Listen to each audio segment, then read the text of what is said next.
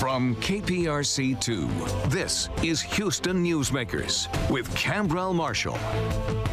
And good morning and welcome to Houston Newsmakers. I'm delighted to welcome District F Houston City Councilmember Tiffany D Thomas. Good to see you. Lots to talk about this morning. Good morning. Thanks for the invitation. Always a pleasure to see you. You have this community center, the Alief Community Center. Would you say this is nothing like your grandpa's community center? It's altogether different. Absolutely. This is actually the first type of community center of its kind in the city. It's an example of integrated community development. It's a $60 million investment and a 30-year vision that's finally coming to pass. So, and you're from the Alief area, so this is something that for not only for your constituents, but for you as well. As you grew up, you didn't have anything like that. Absolutely. This is known as the Old Quillian, and I live in Alief, went to Alief ISD schools, and so to be able to witness the investment in that community is tremendous, and we look forward to celebrating with everyone on January 14th for the ribbon cutting. So how does this kind of thing come about? I mean, is this going to be something that's going to be duplicated in other communities within the city of Houston? That is the intention of the city, but to be honest, the genesis of this community center is really with the Alief Super Neighborhood. Community members for the last 30 years have advocated for investment in their neighborhood. Unfortunately, it's taken 30 years, but of course, with the support of Mayor Sylvester Turner, who understood the commitment and the vision of the people, he made sure the funding was available. He made sure we met our deadline, and we'll be able to celebrate in next month. Okay, good deal. Hey, you're chair of the Housing and Community Affairs Committee. What's the main focus of that committee, and what can you point to as things that your committee has done that people should know about? Absolutely. So there's not one simple thing with housing. It is layered and it's nuanced, but one of the things that I'm really proud of and what we're focused on is the mayor's initiatives for the 3,000 single family homes. Affordability in the city is critical, and so we want to make sure that whoever you are and whatever your income, that we're creating pathways of economic development and wealth building by owning your home. So the 3,000 homes that we're investing in with our $120 million bond that we passed in January, we'll be able to make sure that we're creating home ownership for people who once had an opportunity in that neighborhood, but now they get to come back. So we want to call people from Acres Homes, Sunnyside, Alief, the East End to come back to the city, purchase affordable homes, and create their wealth. So what is the challenge of making sure that you can get that number into those homes? I understand that there's a challenge sometimes processing the number of people who you really want to come into the process. Absolutely, and I also think it's a part of marketing. And one of the guidelines we pass with the developers and that council is to make sure that developers are marketing in the community. And I will tell you, the community developers that are participating in this program have been very intentional to make sure people in the neighborhood can purchase the home in the neighborhood that they once lived in. Our reporters have been doing a number of stories recently about some of the quality of some of the homes, in this case, apartment complexes throughout Houston. I know most recently we've seen issues hitting apartment complexes more than anything else. Absolutely. But it's been able to get attention and hopefully some responses providing basic necessities for these residents. They reached out to us, other media, and it seemed to work because when we see pictures like these, it makes you say, how can anybody live like that?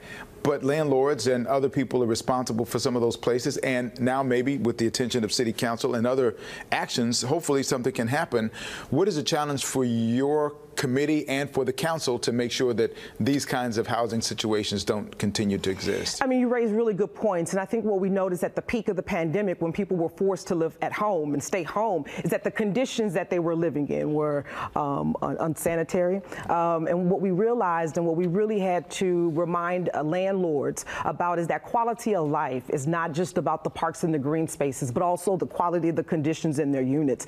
And Mayor Turner and several of my council colleagues, we have been really focused on this. Mayor Turner created a strike force to address this, and I think it was a distinctive decision to remind landlords, new and old, especially if they're receiving city financials, for subsidy, that if you're going to do business in this city, we want to make sure that the properties are clean, that the air that they breathe is breathable, that the resources available to them, and that they're safe as well. And so there's a series of measures that we've implemented and some ordinance that have come before council that we've passed. Now, I noticed that you have housing, but you also have quality of life, and a lot of times those kind of things go together, don't they? And how do you work together as committees on those kinds of issues? Absolutely, and my colleague, Councilmember Robert Gallegos, is chair of that committee, and so the departments that roll up to him and report to him also intersect with housing, because you can't talk about housing and not talk about quality of life. So we have very open lines of communication and making sure that the information that's related to both the property and the development of it, but also how people live in those developments,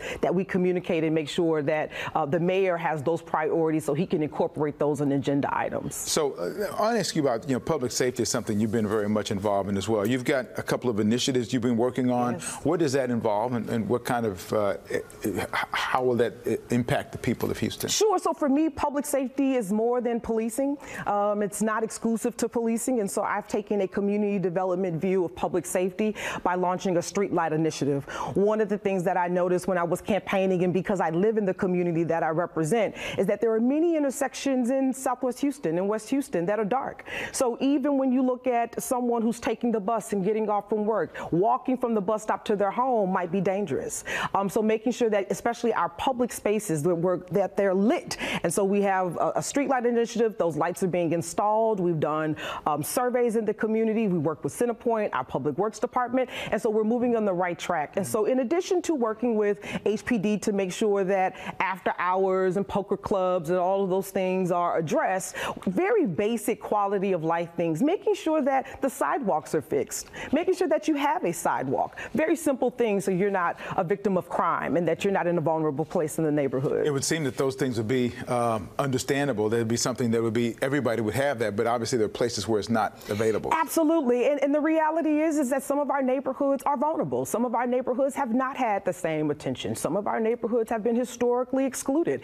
So for me, I'm very intentional in making sure that the neighborhoods that may not have the popular names, but they have people that are living there and invested, that they get the same resources that are available for me. A couple of weeks ago, LULAC came out and they were actually not happy with the way the city is structured in terms of their elections. And they were saying specifically they want single-member districts across the board, no at-large. Your thoughts about that? You're obviously representing a single-member district. I do. But you grew up in those days. What are your thoughts about that? You have any feedback on that? Well, I represent District F, and I happen to believe that we are the cultural currency of the city. We have multi-ethnic groups and communities, multiple languages.